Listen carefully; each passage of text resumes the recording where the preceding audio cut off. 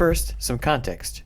Between 1912 and 1913, the Balkans was embroiled in two conflicts known as the Balkan Wars. The First Balkan War saw the small Balkan states of Serbia, Bulgaria, Montenegro, and Greece gang up on the Ottoman Empire. The war was an utter catastrophe for the Ottomans, who lost most of their territorial holdings in Europe. The aforementioned Balkan states subsequently enlarged their territory. Bulgaria, however, was unhappy with their share of the land and attacked both Serbia and Greece, starting the Second Balkan War, which Bulgaria promptly lost. These two wars drained the supply of weapons, ammunition, and other military equipment of all countries involved, including Serbia, who by World War I was only able to equip about a third of its military, with some soldiers having to wear peasant clothing because there weren't enough uniforms, or being unable to fight due to a lack of ammunition. On June 28, 1914, Archduke Franz Ferdinand, heir to the Austrian throne, was assassinated by a Serbian nationalist in Sarajevo. In response to this, the Austrian government sent an ultimatum of 10 points that Serbia needed to concede to in order to avoid war. The Serbians tried to compromise, but ultimately refused to accept all 10 points, and on the 28th of July, Austria declared war on Serbia. Serbia had an ally in Russia, who promptly declared war on Austria, which subsequently pushed France to join as well. World War I had begun. The Austrian soldiers had the best equipment and large stores of ammunition, but many were ethnic minorities within the Austro-Hungarian Empire, such as Czechs, Romanians, and Slovenes, many of whom did not even speak German. Throughout the war, this fact contributed to a lack of coordination amongst the Austrian ranks. The Serbians could wield around 250,000 men. As mentioned before, only a third of the Serbian military could be fully equipped, and Serbian artillery would not have enough shells to match the Austrian artillery. That said, many Serbian soldiers had gained important wartime experience from the Balkan Wars, in addition to having fervent patriotism and much better coordination on their side. The Serbians also had the help of their ally, the Montenegrins, who were able to supply 50,000 more soldiers to the front. On the 28th of July, the Austrians began their attack by shelling Serbian border towns, including the capital Belgrade, and then attempted to take control of bridges across the Sava River. This initial assault faced heavy resistance by the Serbians, and was called off shortly after. On the 12th of August, the Austrians launched a general offensive from the west across the smaller Drina River. This took the Serbians by surprise, who had been expecting an attack from the north. The Serbians rushed to defend this breach, and both armies clashed at the Battle of the Cer Mountain. Despite being outnumbered and outgunned, the Serbians emerged victorious and pushed the Austrians back to Serbian borders. The first Austrian offensive had failed. In late August, the Serbians invaded the Austro-Hungarian region of Sirmia, with the goal being to disrupt the arrival of more Austrian troops. The Austrians, hoping to divert the Serbians away from Sirmia, launched another offensive, once again across the Drina River. The diversion worked, as the Serbian First Army was withdrawn to deal with the encroaching Austrians. The two armies met near the Drina once again. Both sides suffered tens of thousands of casualties, but in the end, the Serbians once again emerged victorious. After this battle, the fighting in the west devolved into trench warfare, which was highly unfavorable to the ammunition-starved Serbians.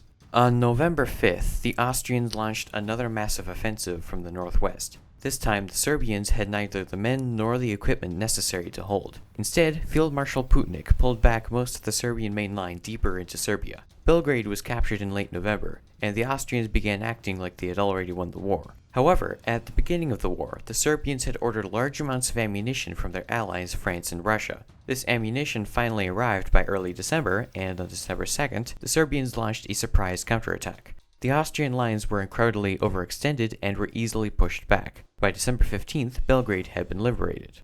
By the end of 1914, the Austrians had lost 220,000 men, while the Serbians had lost 170,000. After the stunning defeats the Austrians suffered in 1914, there was a lull in the fighting for several months, during which the Central Powers realized that Serbia would be a major thorn in all of their sides if not dealt with. And so, in September 1915, Austria-Hungary and Germany signed a military pact calling for a renewed invasion of Serbia. In addition, Bulgaria joined the Central Powers, hoping to obtain disputed territories in eastern Serbia. On the 6th of October, a combined German and Austrian force numbering around 300,000 men began a new offensive. 5 days later, Bulgaria launched its own offensive, with the goal being to quickly capture Niš, the temporary Serbian capital. Having overwhelming disadvantages in both numbers and equipment, the Serbians were forced to retreat. On October 8th, German-Austrian troops captured Belgrade and continued to quickly push southward, and by October 22nd, the Bulgarians reached Skopje and were threatening Niš. The Entente, sensing that Serbia was on the verge of defeat, sent 2 French divisions with the goal of liberating Skopje. This helped the Serbians to retreat more effectively, as the Bulgarians were forced to commit larger numbers of troops to deal with these French divisions. Ultimately, the operation failed, as a combined French-Serbian army was defeated at the Battle of Krivolak, leading to the complete withdrawal of Allied presence in Serbia. The Serbians, recognizing their impending doom, fled to the Adriatic coast, hoping that the Entente could transport them to safety from there. 400,000 Serbians trekked across the rugged mountains of the southern Balkans, and by the time they reached the Adriatic, more than half had died, either succumbing to cold and disease, or being killed by the advancing Bulgarian, German, and Austrian armies. By the end of January, all of Serbia was in the hands of the Central Powers. That said, the remaining Serbian soldiers were evacuated to Greece, where they would continue their fight. The Central Powers would not make any move to invade Greece until mid-1916. In August of 1916, Romania joined the Entente, who then began plans for a joint pincer invasion of Bulgaria. The Bulgarians expected this, and launched their own offensive into Greek Macedonia on August 17th, hoping to eliminate Allied troops in this region. Initially, this offensive worked well, and by August 27th, the Bulgarians had achieved forward positions in Greece and started to dig in. This prompted the Entente to renew their plans for their own offensive, especially since the Bulgarians had achieved a series of prominent victories in Romania. In an attempt to recapture Serbia, the Entente launched a new offensive from Greece in early September called the Monastir Front. This offensive was ultimately unsuccessful, but did succeed in stabilizing the front line and pushing the Bulgarians back by approximately 25 miles.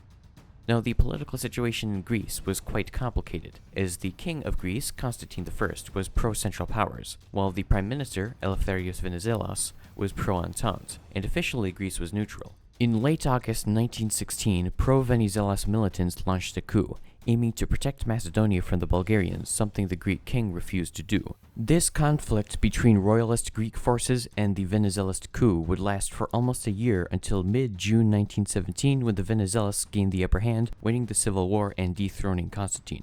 With no political opposition, Greece officially joined the Entente in July.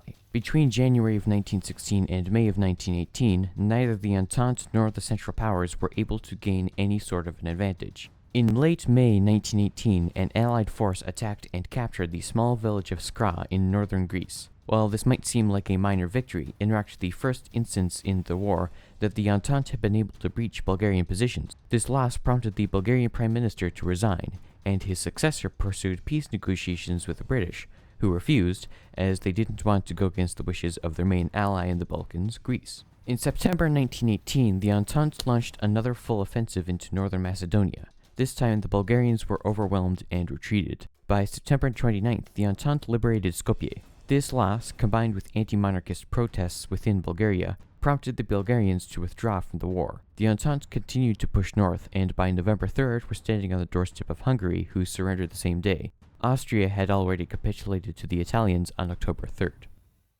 Thank you so much for watching this video. You can help this channel out by subscribing and liking the video, and as always, thanks to these people for some of the images shown here.